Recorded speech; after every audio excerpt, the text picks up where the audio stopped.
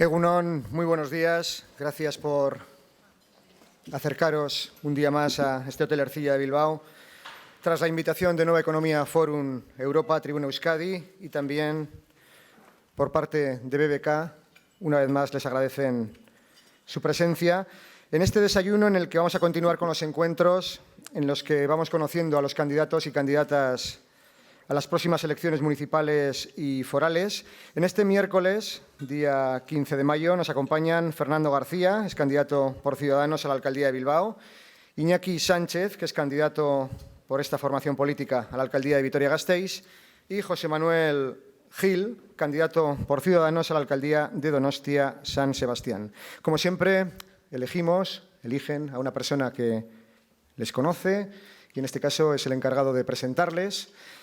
Es Luis Gordillo, portavoz de Ciudadanos en Euskadi. Luis, la tribuna es tuya.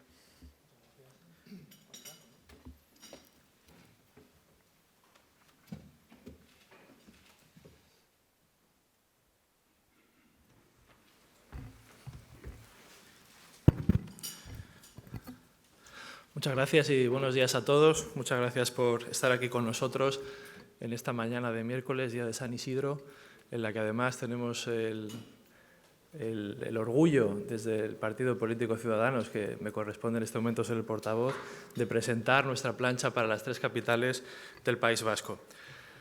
Nosotros en Ciudadanos somos un partido, no nos cansamos de decirlo, que proviene de la sociedad civil. Nosotros somos un partido que está integrado por personas que tienen sus carreras profesionales, que tienen su vida profesional, que no viven de la política y que han decidido durante un periodo de sus vidas dedicarnos al resto de la sociedad, su tiempo, su esfuerzo, sus ganas, para intentar cambiar las cosas. ¿En qué sentido pretende Ciudadanos cambiar las cosas? ¿Cuáles son las líneas que Ciudadanos plantea para las elecciones locales? En nuestro caso, en el de Euskadi, son las elecciones locales y forales, como ya saben. ¿En qué sentido queremos nosotros cambiar las cosas? ¿Qué proponemos exactamente? Miren, nosotros seguimos aquí los principios liberales de las ciudades o los principios para configurar ciudades que sean ciudades realmente liberales. ¿Qué entendemos nosotros por esto de ciudades liberales? ¿Qué se entiende realmente por esto del liberalismo? El liberalismo implica gestionar la libertad. El liberalismo lo que implica es que exista una auténtica libertad económica, una auténtica libertad personal, una auténtica libertad, sobre todo también respecto de las administraciones, respecto del Estado. Eso es la libertad. Para que exista una auténtica libertad tiene que haber también, en primer lugar, una libertad económica, una libertad personal, una libertad también de trabajo. El modelo económico que propone Ciudadanos, que es el modelo económico propio de la economía social de mercado, es que exista realmente un mercado abierto, un mercado libre, donde quepan las iniciativas económicas de los emprendedores, donde quepan las iniciativas económicas de las personas que quieren llevar a la práctica ideas que han tenido. En esto en España estamos bastante atrasados. Los informes de la OCDE y de otras organizaciones siempre hablan de trabas burocráticas, de lo mucho que se tarda en España en general, y Euskadi en eso no es una excepción, ni mucho menos, de lo mucho que se tarda en abrir un negocio, de lo que cuesta, de las trabas muchas veces en temas fiscales.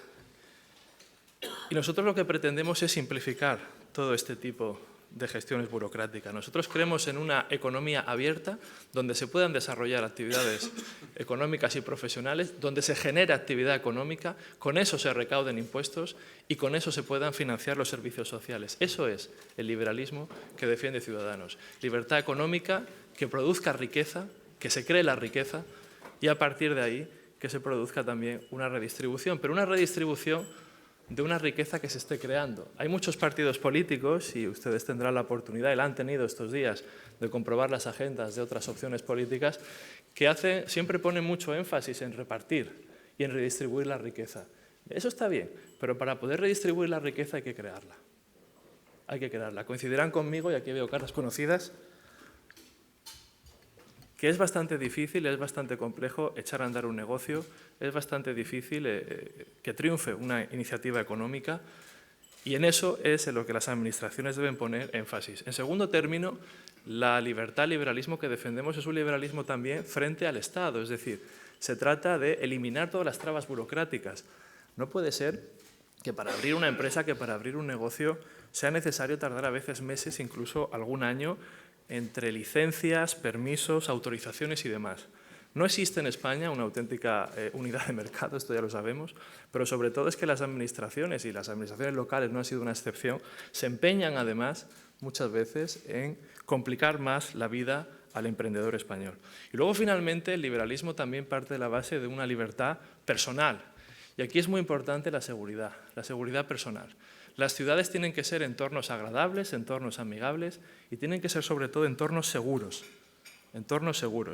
Esas son las líneas básicas de los programas, del programa para las elecciones locales que nosotros planteamos aquí en Euskadi.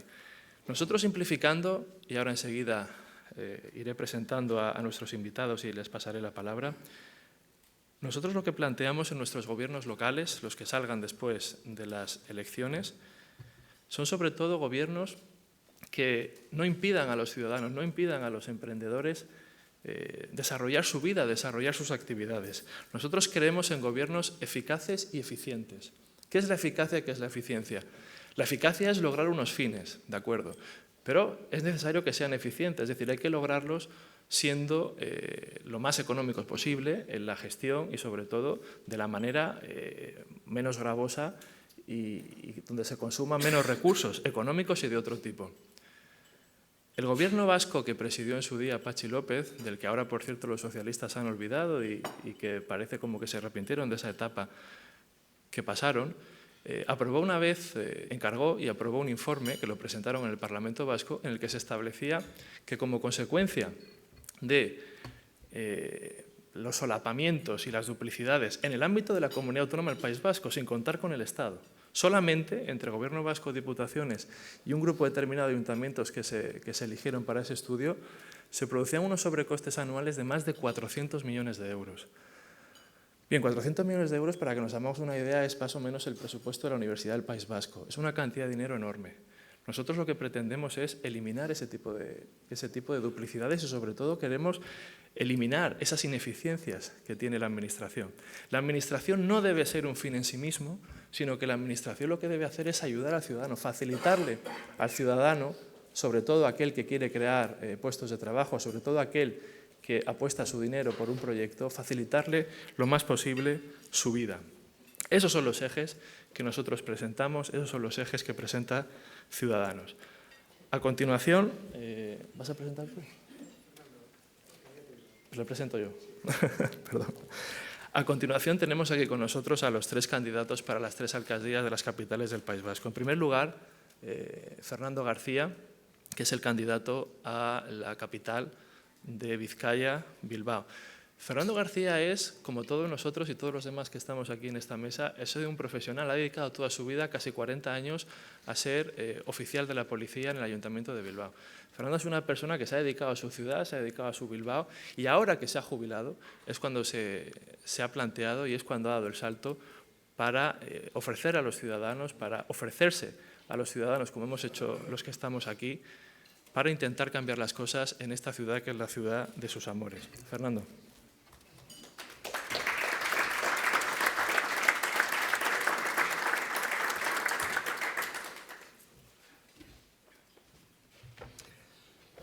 Buenos días.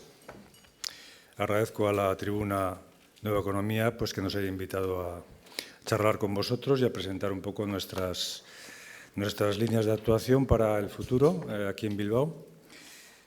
Ha hablado Luis de lo que es un partido liberal, de lo que es el liberalismo. Yo vivo en una calle que se llama Juan de Ajuriaguerra desde hace 40 años. Antes se llamaba Espartero, que como sabéis era un general liberal que liberó a Bilbao del cerco carlista en el primero, creo que fue, de sus sitios. A Bilbao le hizo rico el liberalismo. Bilbao se forjó como ciudad potente económicamente con liberales.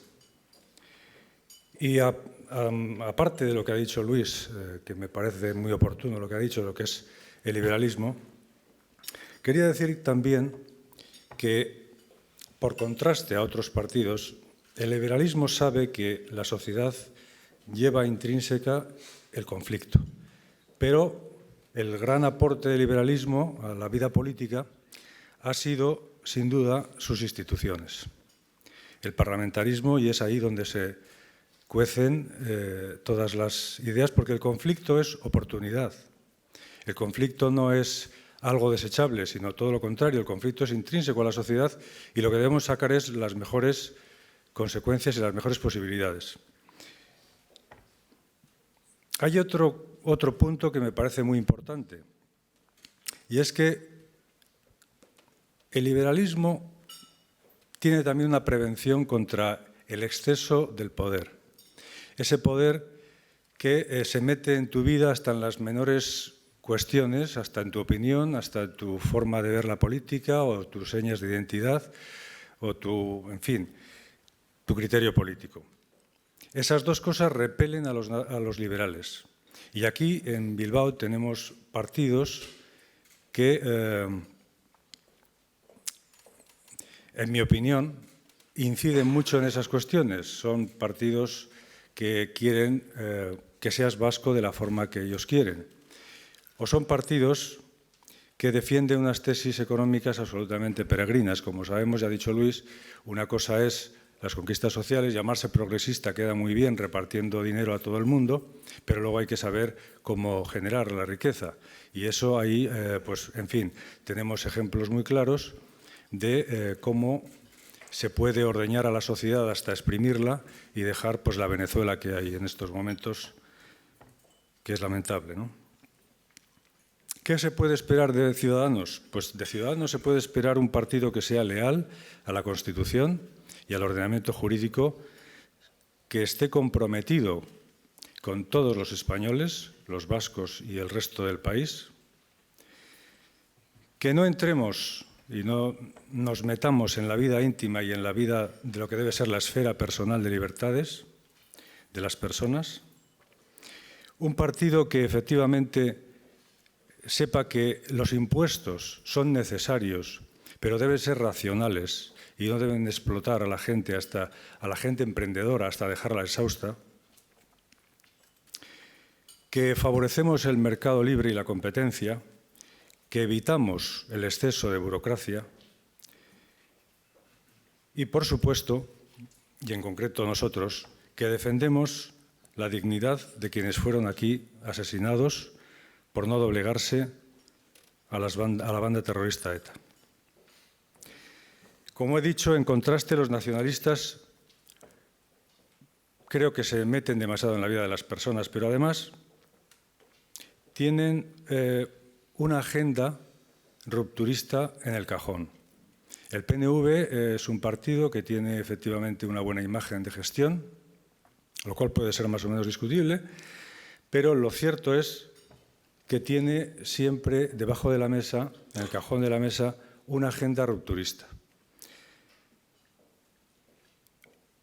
Nosotros, ha dicho Luis, que somos gente que nos gusta, estamos comprometidos con nuestro ordenamiento jurídico.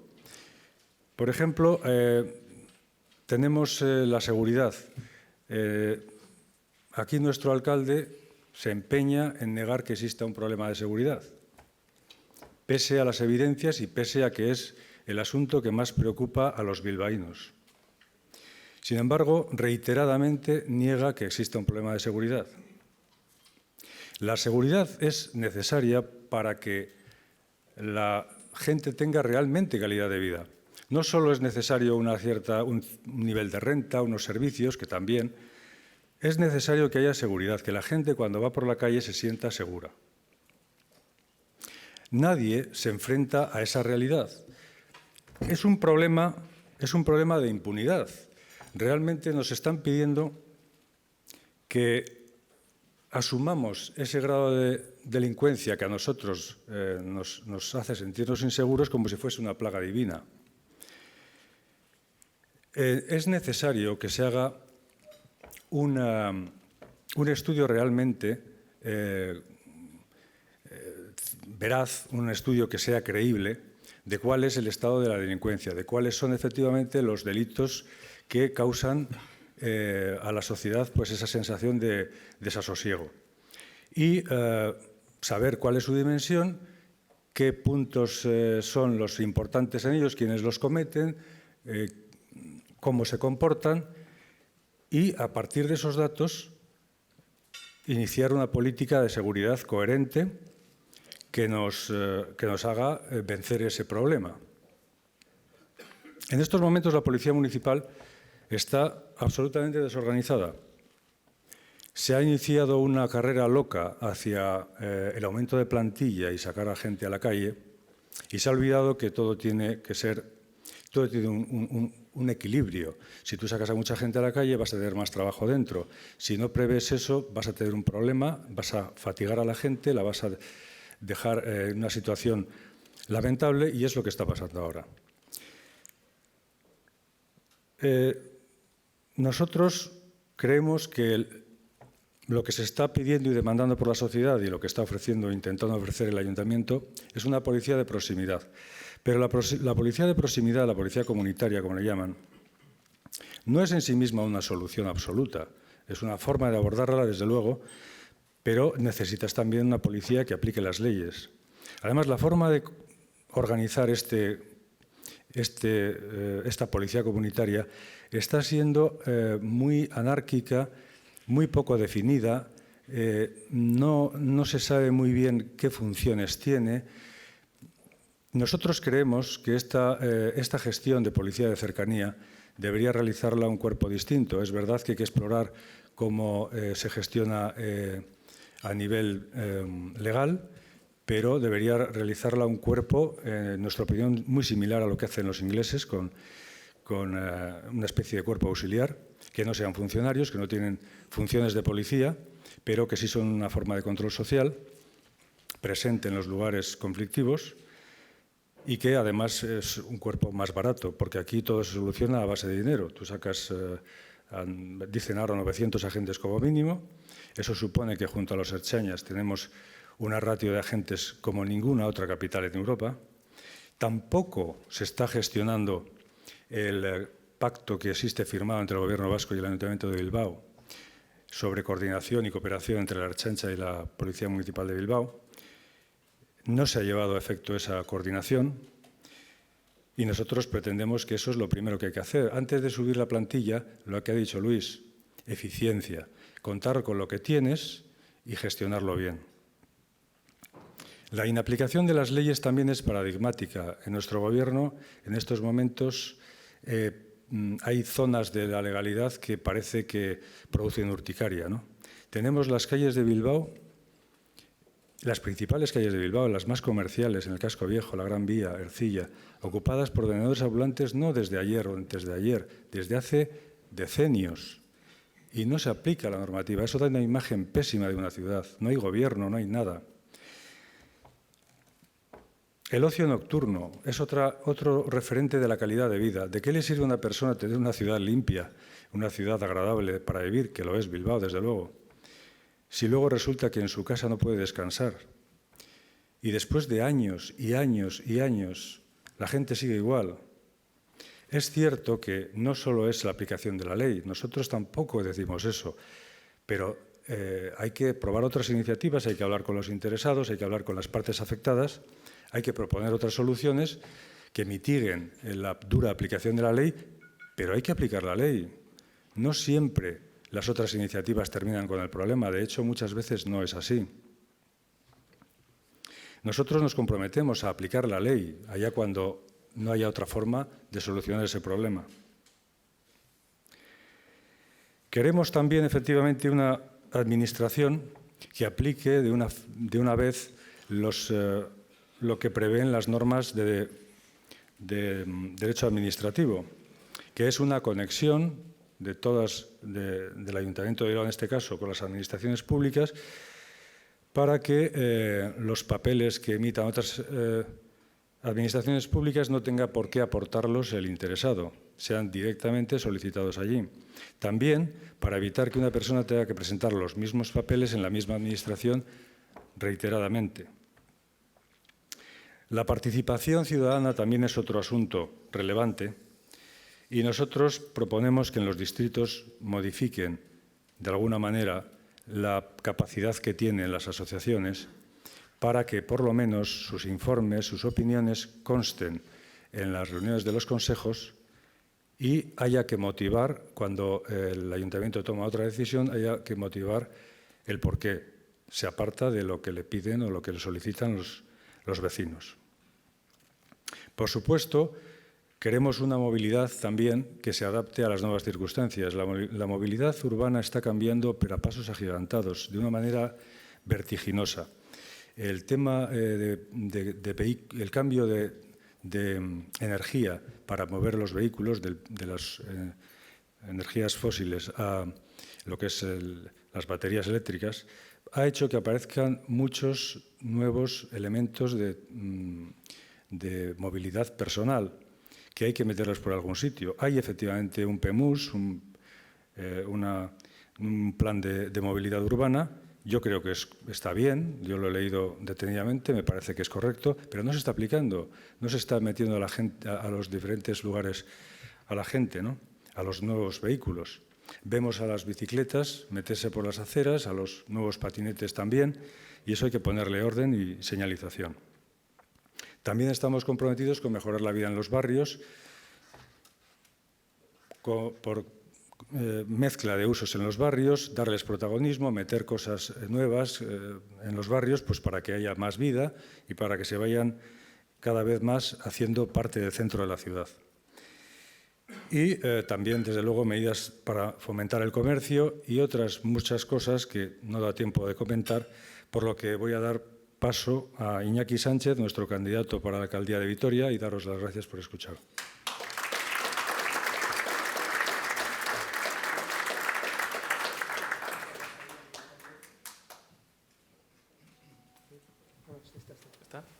Sí, bueno, nuestro siguiente interviniente es Iñaki López Dabadillo, que es cirujano maxilofacial y que es nuestra apuesta para Vitoria.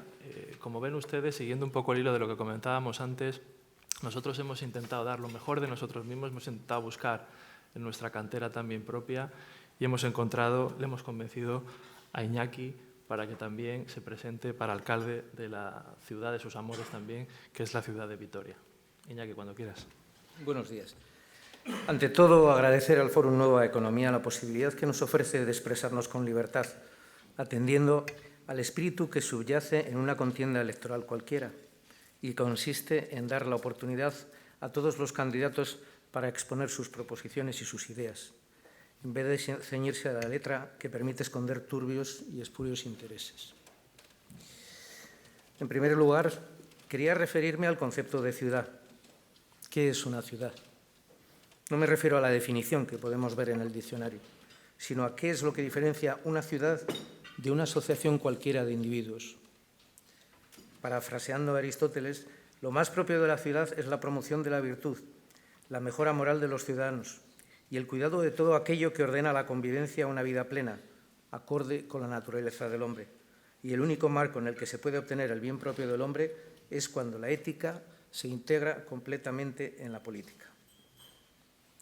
Nos viene a decir que la ciudad es un ente superior, no una mera asociación con reglas de supervivencia y normas internas. La ciudad quiere que sus ciudadanos sean mejores y que perciban qué es el bien, porque esto es lo que funda la convivencia y para ello se vale del lenguaje, que es el vehículo de la educación y la racionalidad. Parece complejo, ¿no es cierto? Pero de aquí pueden desprenderse varias ideas. Por ejemplo, siglos y siglos de dinastías faraónicas en el antiguo Egipto, sin saber que en Vitoria 4 alcaldables en periodo preelectoral hubieran dado un mayor esplendor a su civilización. O el uso del lenguaje como vehículo de la educación, intentando promocionar con dinero público, que es de todos, imponer algo que no existe en la realidad social de nuestra ciudad. En otras ciudades y villas sí, pero en Vitoria no. Y supongo que en las ciudades en que sí ocurre, no se dedica dinero público a promocionar el castellano. Luego, el lenguaje debería ser el vehículo de educación del ciudadano, no de imposición. ¿Percibe el ciudadano el bien? Creo que más bien no. Y esto se puede observar en dos frentes completamente diferentes. Por un lado, el ciudadano observa a los políticos que le dirigen como gentuza. Ha venido aquí a enriquecerse, a freírle a impuestos y a hundirle en un mar de trabas burocráticas si decide emprender cualquier negocio. ¿Es esto cierto al 100%? No, pero la sensación está ahí, flotando en el ambiente. Ahora, ¿cuánto es de cierto? El problema de la estadística es que si yo tengo un pollo y tú no tienes pollo, los dos nos dice que tenemos medio pollo. El caso es que a unos les irá bien, a otros peor, unos efectivamente se enriquecerán, pero muchos no. Y sin embargo, ahí está, en el ambiente. Nos hemos centrado tanto en percibir el punto negro en el folio en blanco que lo vemos todo negro. Pero ojo, el punto negro está más o menos grande y ahí es donde debemos centrar nuestra atención. Por otro lado, esto se puede observar bajando al terreno de la seguridad ciudadana. ¿Ha aumentado la inseguridad en Vitoria?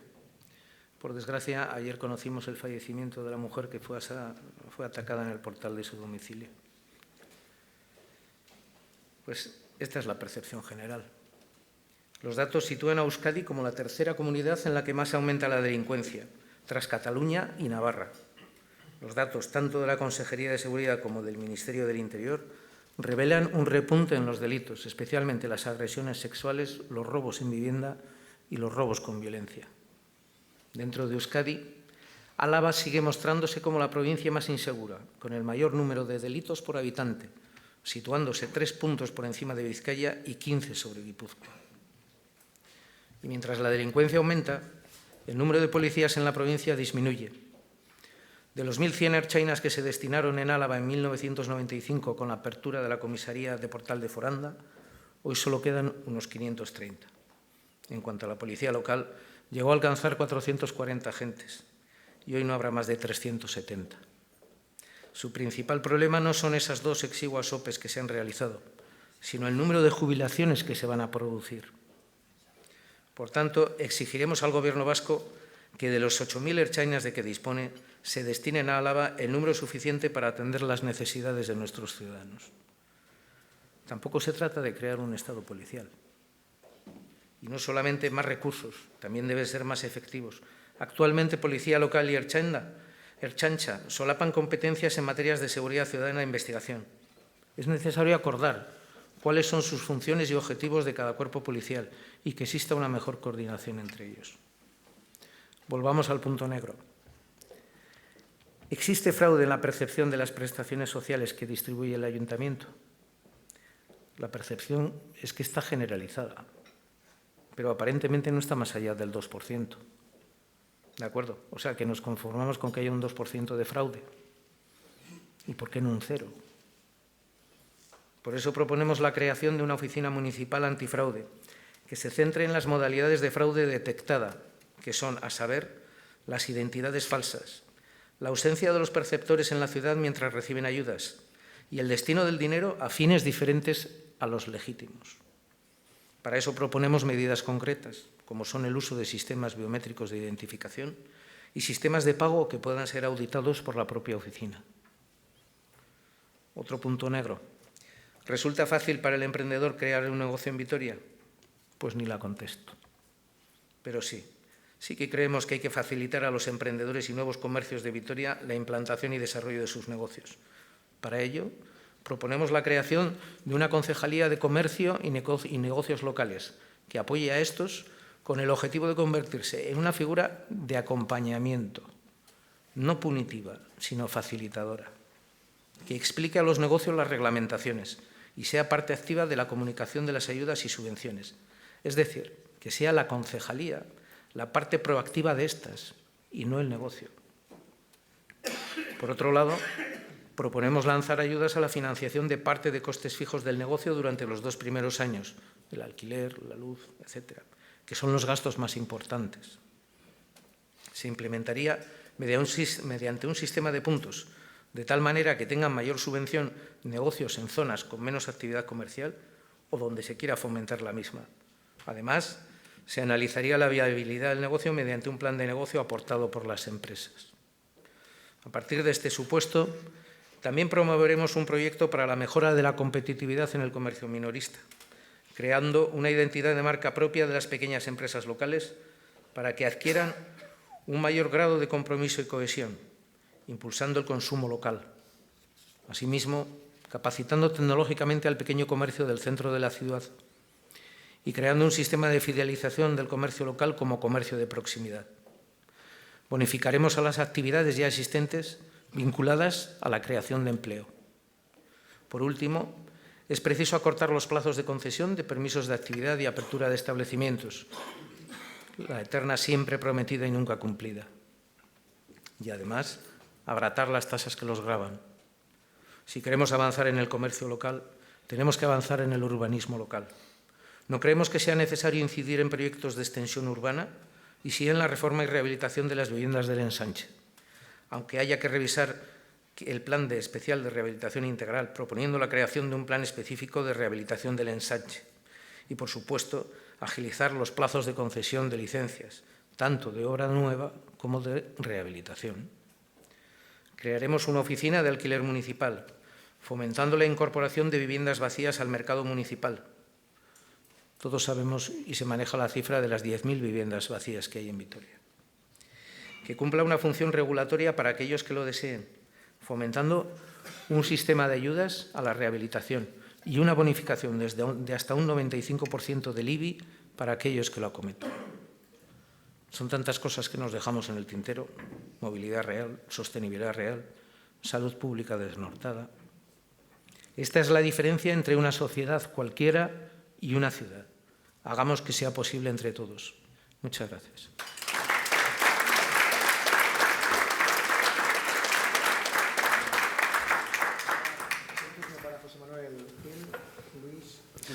Muchas gracias, Juan Carlos.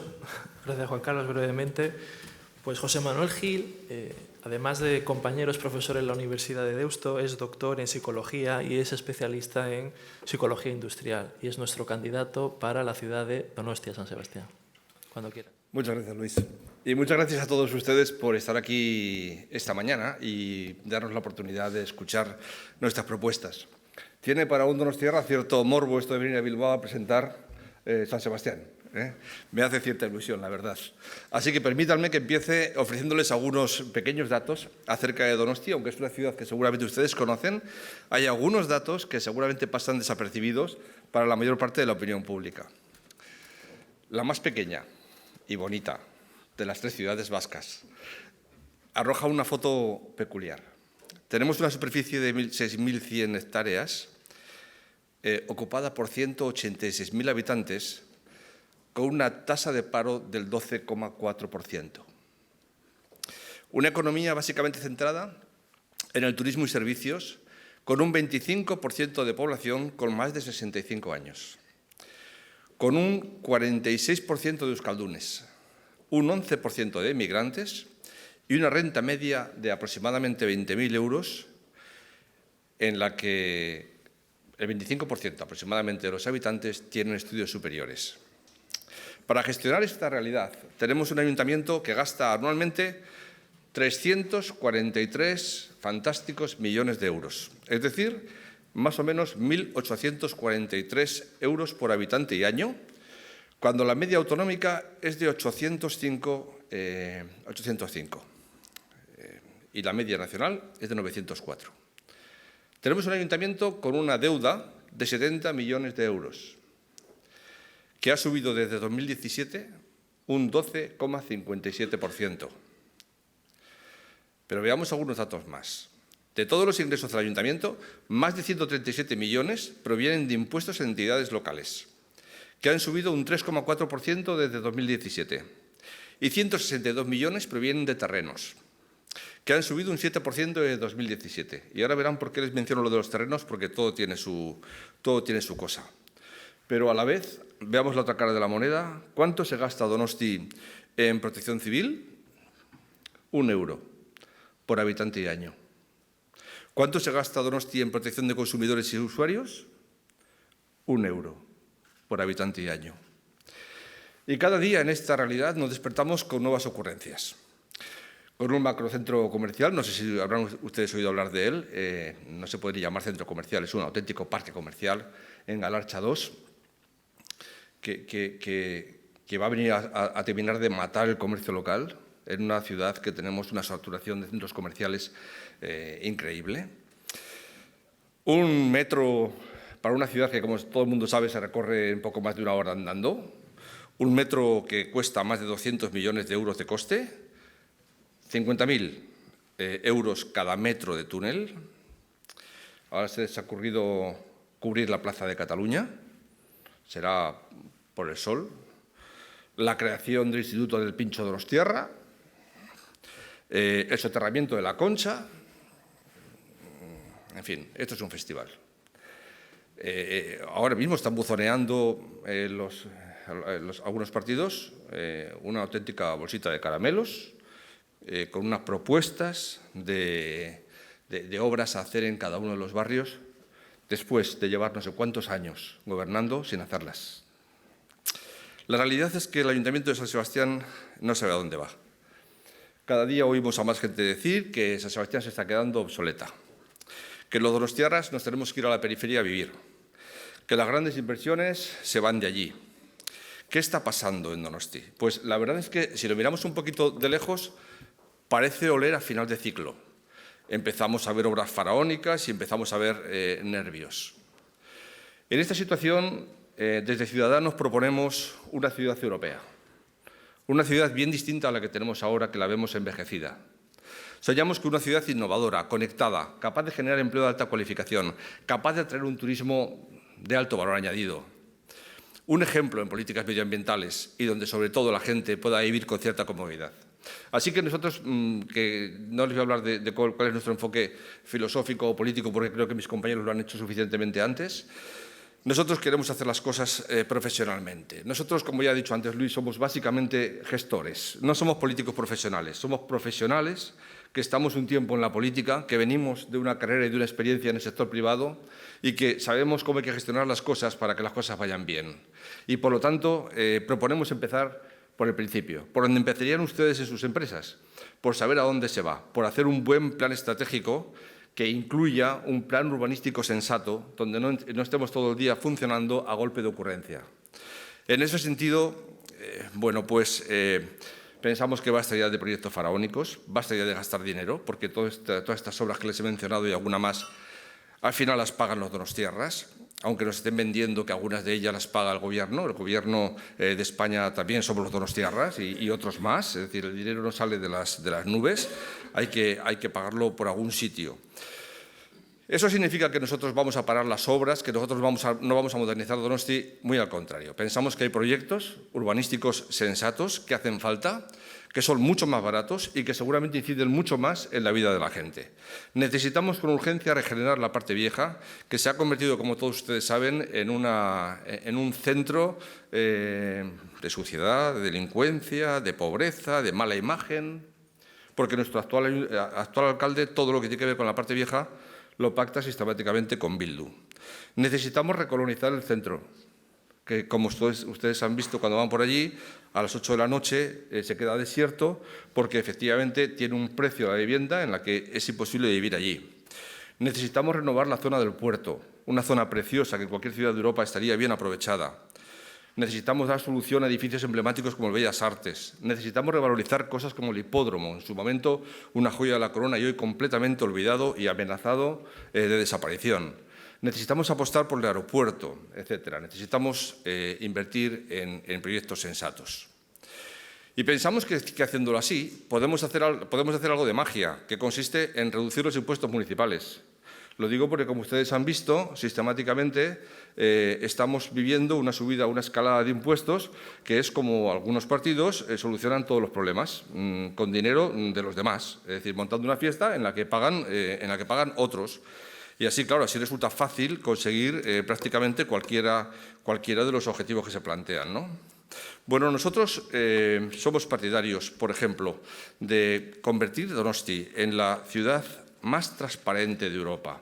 Y lo digo porque efectivamente no es precisamente San Sebastián un ejemplo de transparencia actualmente.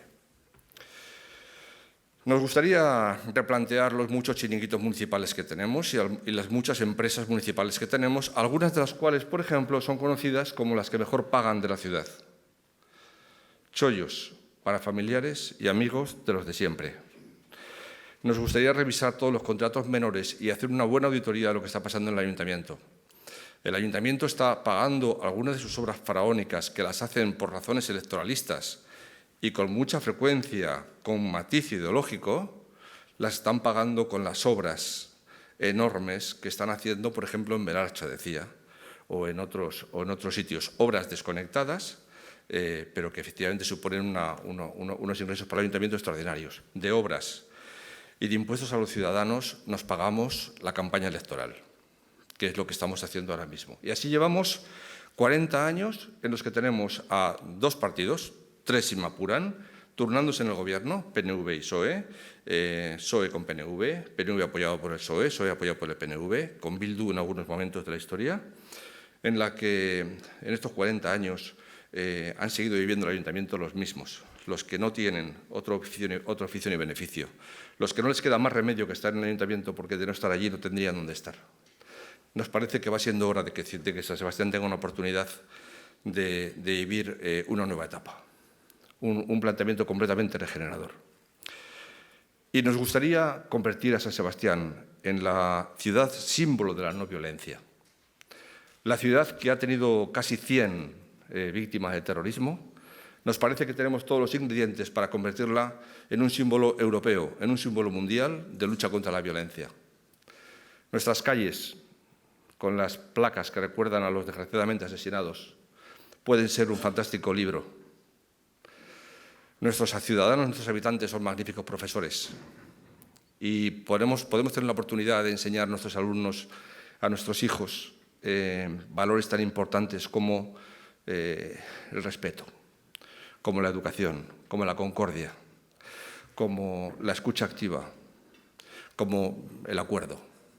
Nos parece que puede ser bonito convertir Donosti en el símbolo de la ciudad contra la violencia, incluyendo todo tipo de violencias, también la violencia machista. Y con esta ilusión nos presentamos a estas elecciones esperando que los donostiarras nos den la oportunidad, efectivamente, de implantar alguna de estas cosas. Así que no les aburro más y muchas gracias.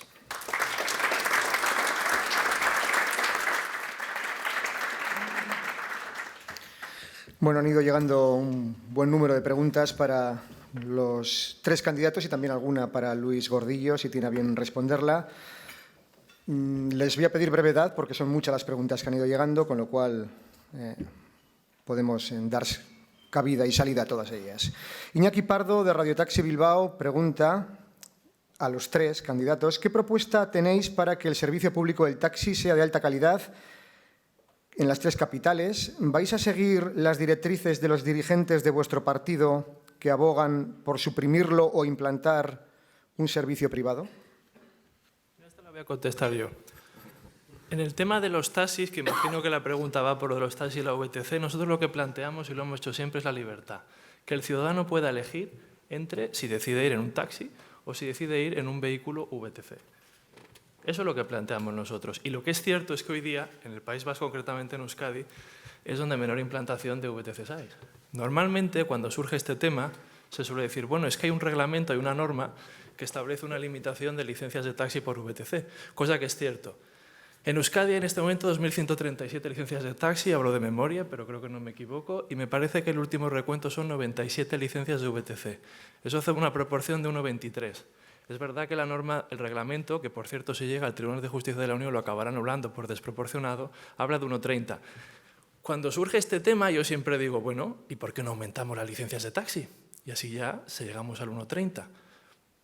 ¿Por qué no permitimos realmente que quien quiera dar un servicio a través de licencias VTC también lo haga? Y que se establezca una competencia entre esos dos servicios. Eso es lo que proponemos nosotros. Nosotros lo que proponemos es que exista una auténtica competencia, que exista una auténtica apertura de mercado.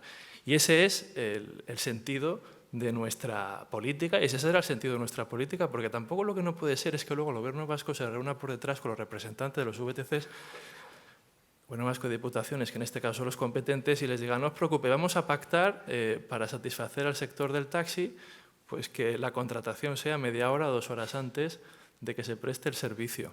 Y entonces les diga también por lo vaginis, porque así me lo han hecho saber, bueno, no os preocupéis porque esto, aunque digamos esto, no os preocupéis porque luego no lo vamos a realmente a implementar. Con lo cual, se coloca a la gente en una situación de inseguridad que es tremenda. Nosotros lo que queremos es que haya juego limpio, que haya fair play, que realmente se pueda pedir una licencia de VTC realmente y que no se tenga que conceder todas en vía judicial y sobre todo que exista una competencia leal entre taxis y VTCs y que haya una convivencia entre todos, porque lo más importante que es algo que se nos olvida, es que todo esto son servicios para los que los use el ciudadano, y el ciudadano es el que tiene que poder elegir. Muy bien. A Fernando García, un invitado o invitada, le pide su opinión sobre la RGI y la emigración. Sí. Bien, la RGI parece que efectivamente es una ayuda que en principio trata de ayudar a la gente que no tiene otros medios. Existe la sensación, bueno, yo creo que la certeza de que no está bien controlada y bien distribuida, ¿no? Una cosa es que quieras ayudar a la gente y otra cosa es que no tengas ningún control sobre lo que estás gastando, ¿no? Nosotros, desde luego, proponemos que haya un control sobre todas este tipo de ayudas y la RGI en particular. Sobre la inmigración, yo creo que todos tenemos,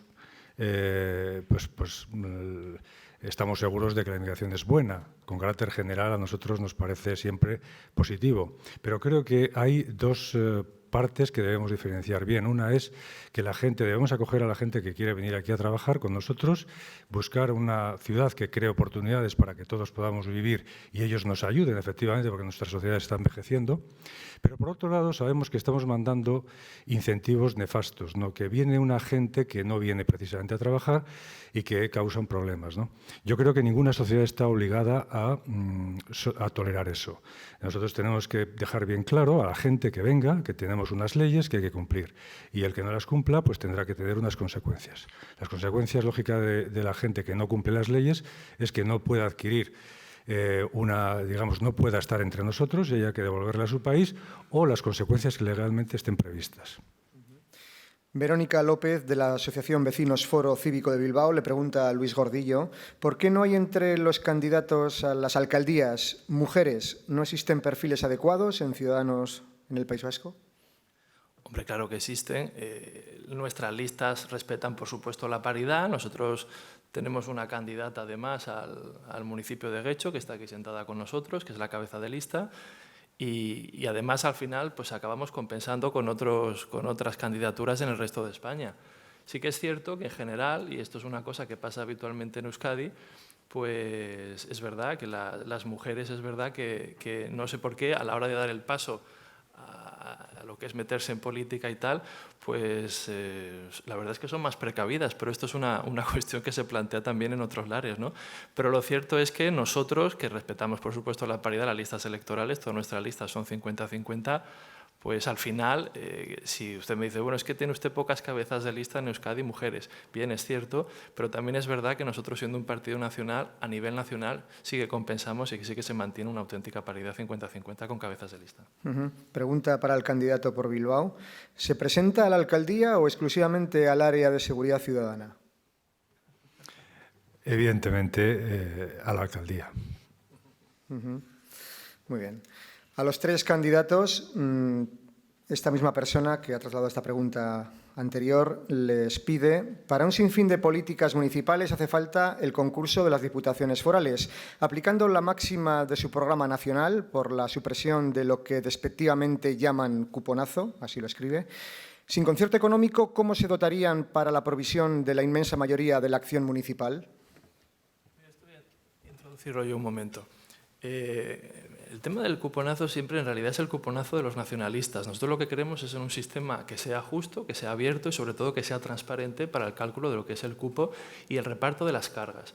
Porque estamos siempre un poco en las mismas. Aquí hay quienes dicen que gestionan muy bien y a lo mejor lo que está pasando es que cuentan con más recursos de lo que realmente se debe disponer o se debería disponer en términos de eficiencia para ejercer sus competencias.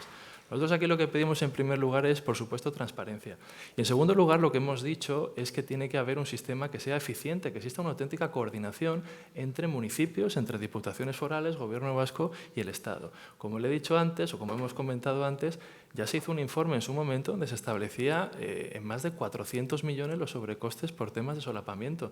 Nosotros lo que queremos es que haya precisamente coordinación. Coordinación de la que ha hablado tanto Fernando García, nuestro candidato por Bilbao, en tema de seguridad ciudadana, ciudadana, que es muy importante, coordinación en temas de políticas económicas, como ha hablado también nuestro candidato por San Sebastián, y también coordinación en el resto de áreas, como ha comentado nuestro candidato por Vitoria. Por tanto, antes de devolver la palabra, lo que nosotros proponemos siempre es eso, es eficiencia, es transparencia, es que los ciudadanos sepan realmente de qué manera se está gastando el dinero para poder ser exigentes con los que ejercen el poder público. Si me permite apostillar un detalle, yo separaría dos cosas. Una cosa es el cupo en la medida en la que es lo que el Gobierno, lo que el País Vasco paga al Estado, y otra cosa es la financiación de las diputaciones. La financiación de las diputaciones, que además tiene su cosa, porque efectivamente Ciudadanos ha propuesto la reducción de algunas diputaciones que nosotros llamamos florales, no exactamente de las forales. ¿Vale? Es decir, la financiación de las diputaciones en el País Vasco nos parece un tema muy importante, pero no está ligado directamente con el tema del cupo. Es decir, por lo tanto, son aspectos diferenciales, ¿vale? Por supuesto que pensamos que las políticas municipales tienen que estar coordinadas y tienen que estar apoyadas en las políticas forales. Tiene que haber un buen encadenamiento. Precisamente por eso es por lo que queremos que haya una mayor coordinación de la que hay actualmente entre las administraciones municipales y las administraciones forales.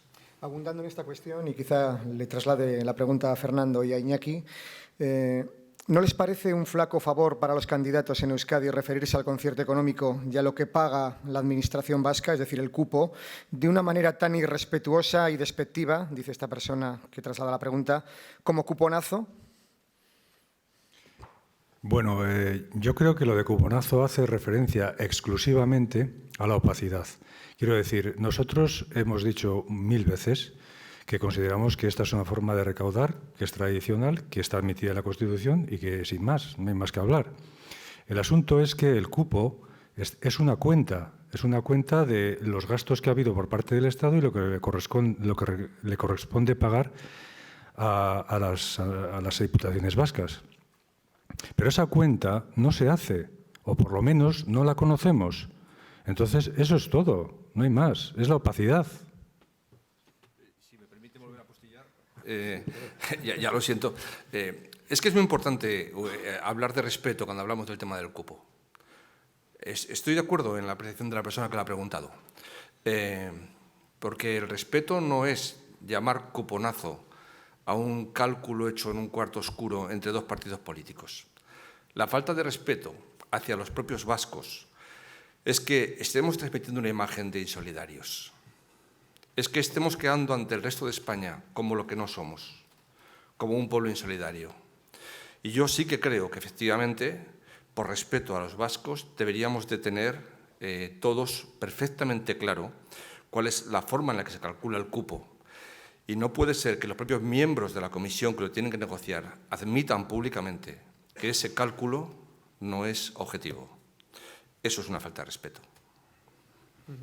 Vamos con otras preguntas distintas. El Partido Popular obtuvo el 28 de abril el peor resultado de su historia.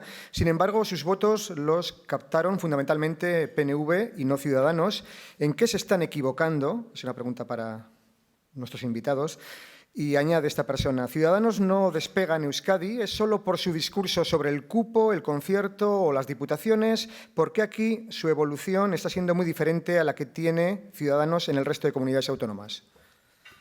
Bueno, lo cierto es que el contexto político en general español es complicado. Aquí hay una serie de elementos importantes. Está primero el sistema electoral que tenemos nosotros, que es un sistema electoral pues en el que muchas veces no existe proporcionalidad real, en los que hay ciertas circunscripciones en las que se eligen pocos candidatos, no es una circunscripción, por así decirlo, nacional, con lo cual al final la proporcionalidad se puede ver afectada. Nosotros sí que llevamos en el programa una transformación del sistema electoral en general para hacerlo más justo y más proporcional, eso por una parte. Y luego, por otra parte, nosotros en el caso de las pasadas elecciones, pues sí que hemos recuperado muchísimos votos respecto de las últimas elecciones autonómicas, la otra gran cita que hubo. Por lo tanto, nosotros lo que estamos experimentando y lo que estamos viendo es un crecimiento que cada vez que se abren las urnas pues tenemos más papeletas naranjas. Nosotros queremos hacer las cosas bien, nosotros queremos hacer las cosas mandando nuestro mensaje. Y es cierto que en ciertas sociedades que están acostumbradas a un cierto tipo de gestión de todos los asuntos, tanto públicos como sociales y demás, pues muchas veces hacer oír una voz discrepante o hacer oír una voz que puede ser discordante en algunos aspectos, pues puede que nos resulte cómodos algunos de los que ya están establecidos. Pero nosotros tenemos confianza en que nuestro discurso abierto liberal, que es el discurso europeo, poco a poco se está abriendo paso, y así creemos que lo demuestra el crecimiento que sí que hemos experimentado y los 57 diputados que tenemos en este momento en Madrid. Planteamiento que hace Fernando Sánchez, otro de los invitados. En las municipales hay que lograr el 5% de los votos para entrar en el reparto de concejales. Ciudadanos lo tiene difícil en las capitales, lo lograría, dice, en Guecho, Ermua y poco más. ¿Contemplan retirarse por patriotismo constitucional en algunas localidades? El señor parece que ya viene del futuro y ha visto las elecciones. Pues chico, no sé. Vamos a ver, nosotros si nos presentamos a las elecciones, pues es precisamente porque creemos que nuestro mensaje es bueno, creemos que presentamos unas opciones que son buenas, que no están sobre la mesa, que ningún otro partido las defiende, y vamos a hacerlo, por supuesto, hasta el final. Y luego ya nos veremos en las urnas y ahí es donde los ciudadanos, que son los que nos tienen que poner a todos en nuestro lugar, repartiremos suerte. Yo creo que el resultado globalmente en el País Vasco va a ser positivo y creo que lo vamos a ver después de las elecciones. Otra cuestión, la candidatura para Europa de Ciudadanos evidencia, al margen de la potencialidad individual y de equipo, una muestra de transversalidad constitucionalista. Dada su debilidad partidista en el País Vasco, ¿piensan ustedes hacer un crecimiento partidista sobre alguna fórmula nueva? Bueno, lo de debilidad partidista entiendo que quiere decir que nosotros no somos sectarios. En eso es cierto. Nosotros no somos un partido sectario, sino que somos un partido, por supuesto, abierto a la crítica y abierto en un momento determinado a llegar a acuerdos. Si lo que está planteando ahí entre líneas es una fórmula, como ha sucedido en Navarra, Navarra Suma, pues hombre, ciertamente nosotros aquí en Euskadi no planteamos esa opción. Hay otra persona que traslada precisamente esta posibilidad. ¿Apuestan por unificar en un futuro el voto de la derecha y del centro en una coalición como se ha hecho en Navarra para las autonómicas? Mire, nosotros lo que vemos es que existe un Partido Popular en retroceso. Nosotros lo que sí vemos es que nosotros representamos el constitucionalismo en Euskadi, así lo estamos haciendo. Y lo cierto es que nosotros sí que el mensaje que te estamos trasladando es que la alternativa constitucional y constitucionalista en Euskadi es Ciudadanos. Muy bien, vamos con la última pregunta para los 4 invitados, para los 3 candidatos y también para Luis. ¿Ponen veto a algún pacto? ¿A quién podrían apoyar como alternativa al PNV en las alcaldías? Miren, brevemente, perdona que monopolice un poco el micrófono, pero nuestra política de pactos yo creo que es clara. Nosotros no vamos a facilitar directa ni indirectamente un gobierno nacionalista. No vamos a entrar nunca en un pacto, en un acuerdo de gobierno. Nosotros estamos dispuestos a oír a todo el mundo.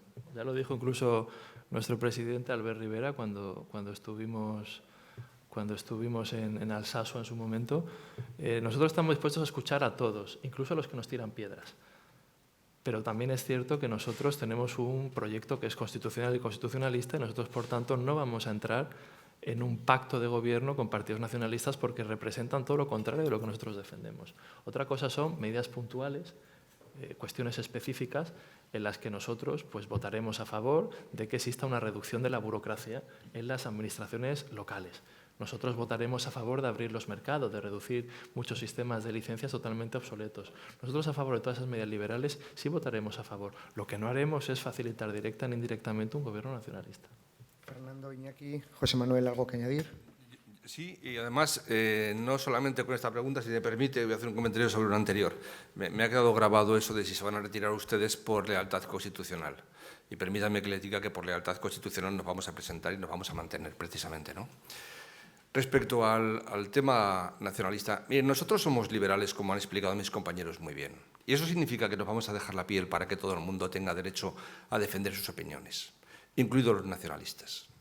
Para que todo el mundo tenga derecho a decir lo que piensa y a defender con libertad sus opiniones. Creemos en eso, creemos en la libertad, de manera profunda, no solamente en la libertad de los que piensan igual que nosotros. Ahora estamos en una situación muy difícil. Aquí estamos diciendo lo contrario de lo que opina una mayoría social. Y esa es la razón por la que Ciudadanos tiene dificultades para entrar en el País Vasco. Por eso significa que nuestra postura tiene especial valor, porque estamos luchando contra corriente, Por eso, en el resto del país, nuestros compañeros nos llaman valientes. Creo que no somos valientes, simplemente somos dignos. Simplemente intentamos reivindicar lo que en otros sitios es normal, que es la posibilidad de decir lo que pensamos, también aquí, a pesar de que efectivamente decir cosas que no gustan a los nacionalistas aquí se ha visto casi como pecado. En algunos casos como pecado con graves consecuencias. Quiero decir que todos sabemos cómo en el País Vasco, si no comulgas con ciertas ideas, si no vas a ciertos sitios, se hace realmente difícil, por ejemplo, desarrollar un negocio. Nosotros estamos aquí para defender la libertad de todos los vascos. Y eso efectivamente implica que no vamos, como dice mi compañero, no vamos a hacer ningún pacto con los nacionalistas. Estamos justamente aquí para abrir la sociedad, para que todo el mundo tenga la oportunidad de vivir como vasco, como le parezca oportuno. No hay un modelo de ser vasco, hay muchas formas de ser vasco. Y nosotros pensamos que hay formas alternativas que no pasan necesariamente por la ikurriña y por el bachoqui, a pesar de que la ikurriña la consideramos la bandera de todos los vascos. Y lo digo en relación al anuncio que está apareciendo estos días en televisión. Muy bien. Para concluir, decir que en la vida de un ayuntamiento hay muchas cosas que decidir, muchas iniciativas que las puede presentar cualquiera y nosotros podemos estar de acuerdo sea cual sea el partido que las presenta. Pero en cuestiones ideológicas, en cuestiones de fondo, nosotros no podemos participar en apoyar la formación de un gobierno de partidos que tienen una ideología absolutamente, radicalmente distinta a la nuestra. Iñaki. Yo solamente me gustaría comentar a la anterior pregunta que me ha gustado. Si no conseguimos un acta de concejal, claro que nos retiraremos, pero porque por lo menos podemos retirarnos a algún sitio. Hay otros que no pueden decir lo mismo. Muy bien. Con esta última reflexión concluimos este foro de debate y reflexión. Ahora, como siempre, el patrocinador de este desayuno, BBK, quiere agradecer la presencia de todos ustedes. Tiene la palabra Gorka Martínez, director general de BBK. Gorka. Pues efectivamente, desde Nueva Economía y BBK estamos utilizando estos días este foro de debate para dar voz a las distintas opciones políticas que se presentan en estas elecciones. En esta ocasión ha sido Ciudadanos y queremos agradecer a Luis Gordillo la magnífica presentación que ha hecho de sus propuestas y a los tres candidatos a las tres alcaldías que nos han dado la oportunidad de ver con mucha más claridad cuál es la propuesta de su partido para estas políticas municipales en cada una de las tres ciudades. Muchas gracias a todos.